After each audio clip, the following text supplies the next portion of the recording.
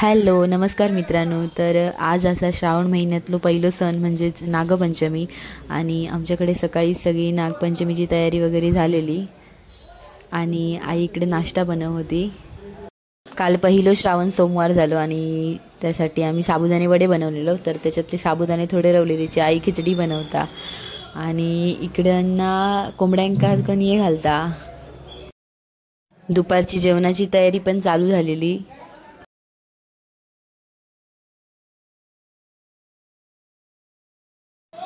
आणि आजच्या दिवशीचं सगळ्यात खास मेनू असता पातोळे. तर मी पातोळ्यांसाठी पुरण बनवतंय. आजच्या दिवशी पातोळे हो पदार्थ कोण बनवचा नाही असा कधी होऊचाच नाही. तर आम्ही सुद्धा पातोळे बनवच्या तयारीक लागलो. मोदक बनवूक जेवढं साहित्य लागतं ना तेवढाच पातोळे बनवूक साहित्य लागतं.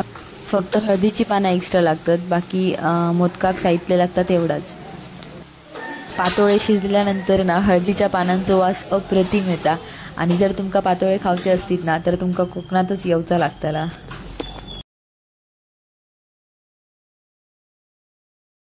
आणि गुळचून बनवून तयार झालेला. आई इकडे पीठ भागवत होती. जसं मोदक बनवण्यासाठी पीठ भागवतात ना सेम तसाच. काकीची पण एंट्री झालेली. काकी देवाची पूजा वगैरे करून घेतली.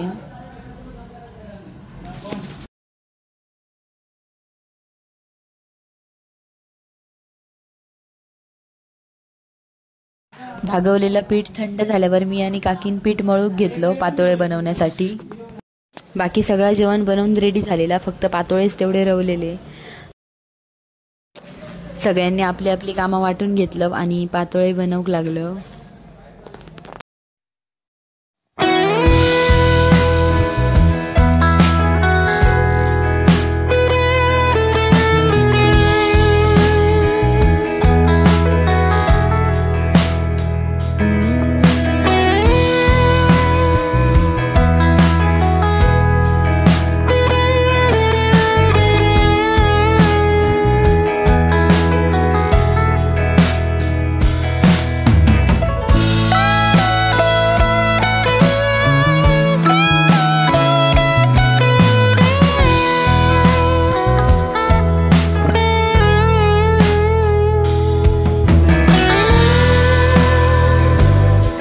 आणि ह्या बाजू आई पातोळ्यांची उकड काढून घेत होती.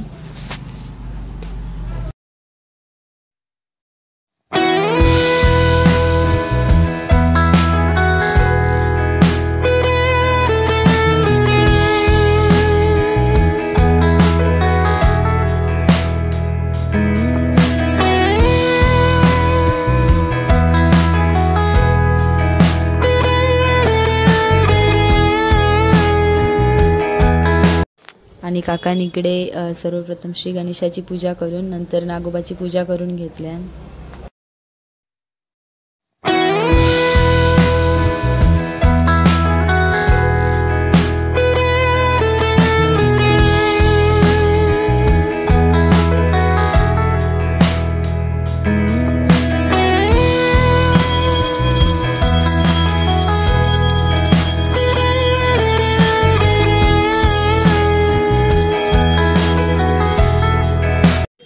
काका नागदेवतेची पूजा करून झाल्यानंतर बाकीच्यांनी पण पूजा करून घेतली.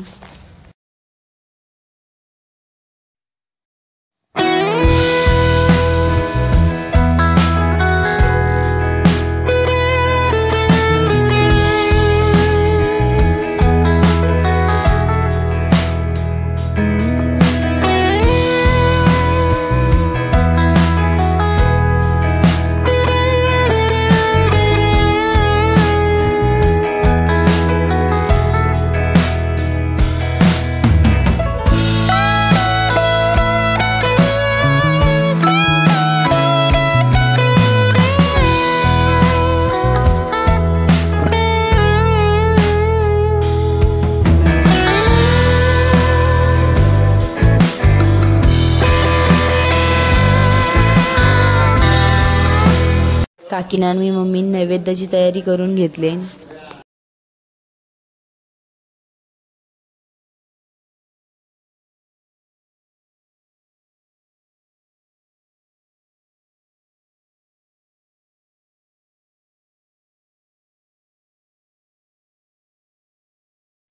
गणपतीक आणि नागोबाक नैवेद्य दाखवल्यानंतर काकान तुळशीक आणि पूर्वजांसाठी पण वाडी ठेवून घेतल्यान घराच्या वरती.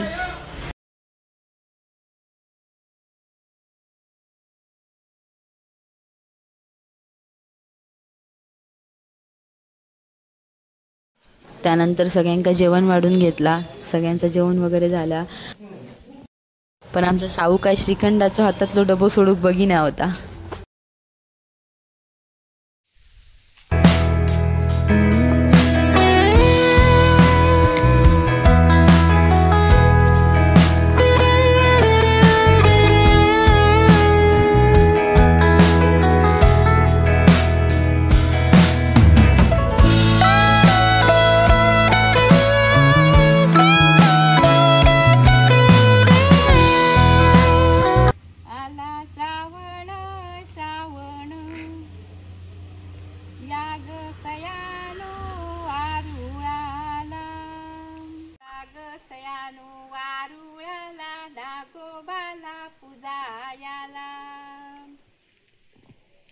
हळद कुंकू वहायला ताजाला हवे तायाला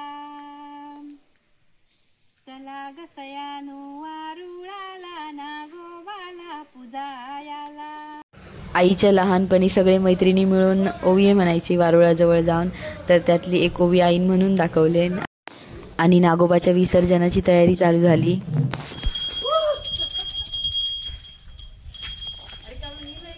तर आता आम्ही नागोबा विसर्जन करूक चाललो.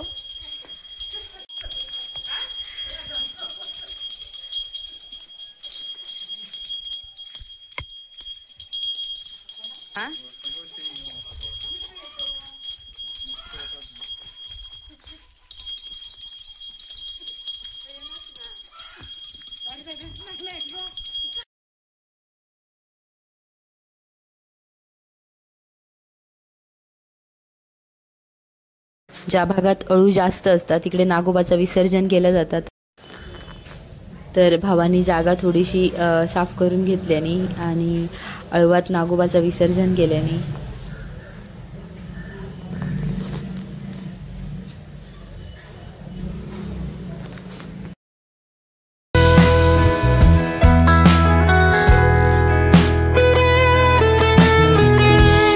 नागदेवतेचं विसर्जन करून आम्ही घराकडे चाललो. आता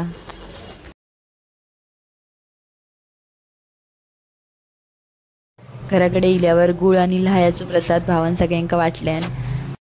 अशा प्रकारे कोकणात नागपंचमी साजरी केली जाता. आणि आजचो माझो व्लॉग इकडे संपता. तुमका व्लॉग कसं वाटलं ह्या कमेंट बॉक्समध्ये नक्की कळवा. आणि चॅनलवर नवीन असाल तर सबस्क्राईब करूक विसरा नको. बाय, भेटूया नेक्स्ट व्हिडिओमध्ये.